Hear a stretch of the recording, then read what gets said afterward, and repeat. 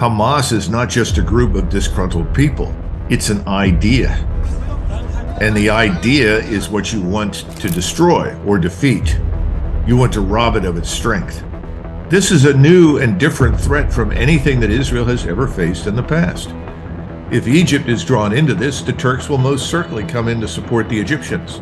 They too are Sunni Muslims. Then there is Iran, and we have very dangerous people, in my judgment, on the Hill and in the United States and the media pushing for war with Iran.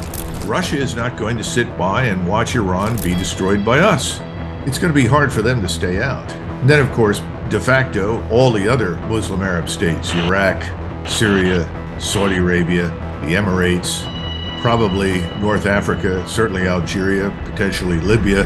Well, what a wonderful picture. And we don't seem to have anyone in the United States making the effort to defuse anything. Once we are in this thing, this regional war does have the potential to go global and spread. And that's the problem. You know, for me, I can't believe that potentially Hamas and Hezbollah are inside the borders of America. It's inconceivable to me, and that they might be activated if the U.S. continues to pursue this action in the Middle East. I mean, that is a possibility. Is that what you're saying? I think it's a probability. We fully expect to have trouble here in the United States as this war develops. And are we going to take necessary action? I think we probably will, but I wonder how many people will be hurt here before that happens. This government doesn't seem to have any coherent strategic picture of what's happening. It's all wishful thinking. It's imaginary thinking. We're the arsenal of democracy. We're the greatest power in the world. No one can stand against us. It's all nonsense.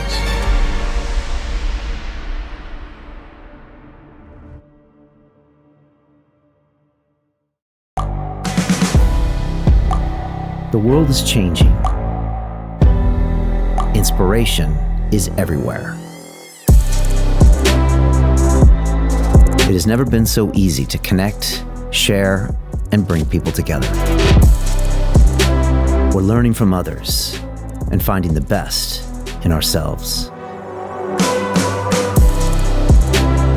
Challenging our beliefs. Sharing our vulnerability. Overcoming our fears. Transforming ourselves so we can transform the world. How far can we go? This is London Real. I am Brian Rose. My guest today is...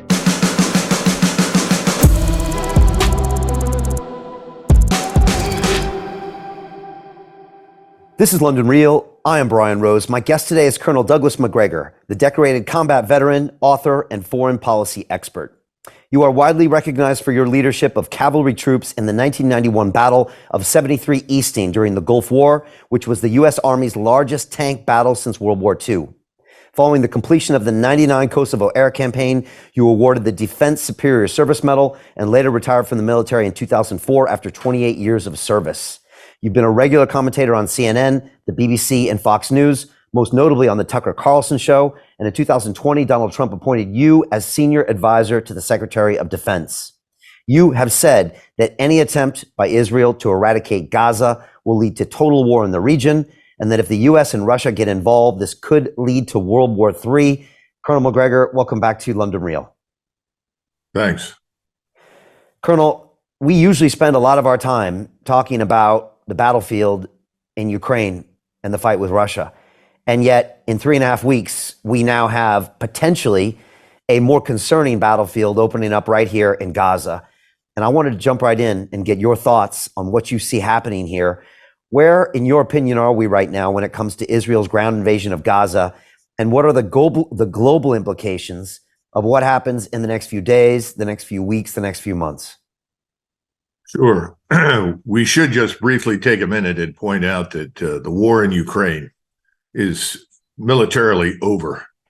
And the $60 billion that Washington is planning to send to the Ukrainian government is really life support to pay the government, pay what's left of the Ukrainian armed forces, maintain some semblance of services. Right now, there are 14 and 15-year-old boys being captured by the Russians on the ground in Ukraine.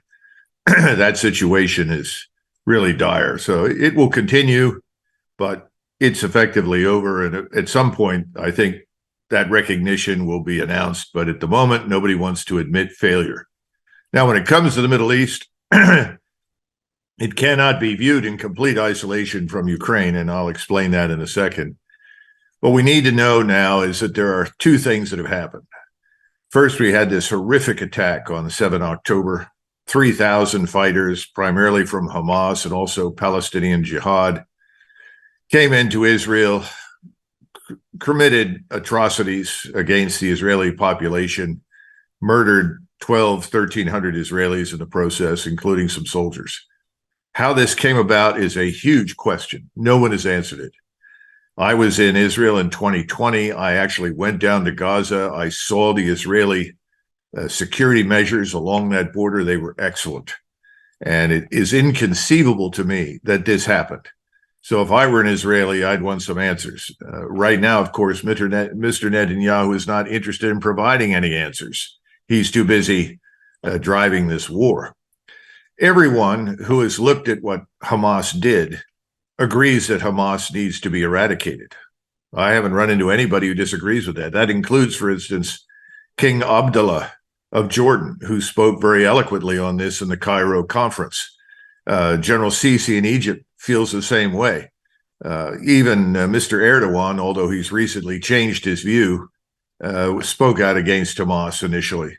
I don't think anybody disputes that. The problem is that the campaign to eradicate Hamas has rapidly turned into a campaign to effectively eradicate the whole Gaza population. The first step in that direction is to move 1 million people out of northern Gaza, forcing them south, and then to move into northern Gaza with troops and root out and destroy whatever is left of Hamas. Meanwhile, we have a bombing campaign going on that's killed 5,000 Palestinians. No one in Israel is shedding any tears over that, but that's not going down well in the rest of the region. And people oppose this notion of collective punishment. So whatever moral high ground the Israelis have is eroding quickly because they're seen as taking out these measures against the population. They would like to see the whole population pushed into Egypt. General Sisi has said no, not because he hates Palestinians, but because he's got his own problems. Egypt has an enormous population living on a relatively modest infrastructure. Adding another 2 million people is not a good answer. By the way, he also knows that these 2.2 million Palestinians, if they moved into Egypt just 20 miles or 30 miles away, would not solve the problem because they would continue to be anti-Israeli and probably continue to be hostile. So this is a difficult problem to solve because in the final analysis, Hamas is not just a group of disgruntled people. It's an idea. And the idea is what you want to destroy or defeat. You want to rob it of its strength. No one is giving that much thought right now because everyone is emoting. Emotion is driving everything. Kill all the Palestinians, solve the problem. This mentality. At the same time, we're essentially providing Mr. Netanyahu and his government with a blank check. In fact, Secretary of State Blinken, who comes across increasingly as the commander-in-chief as opposed to President Biden, since he's obviously far more articulate and coherent in his speech, has essentially said, you know, we're in this to the end with Mr. Netanyahu. And this sort of unconditional support, or what some people are calling a blank check, is very dangerous because the United States is weakened from its previous state.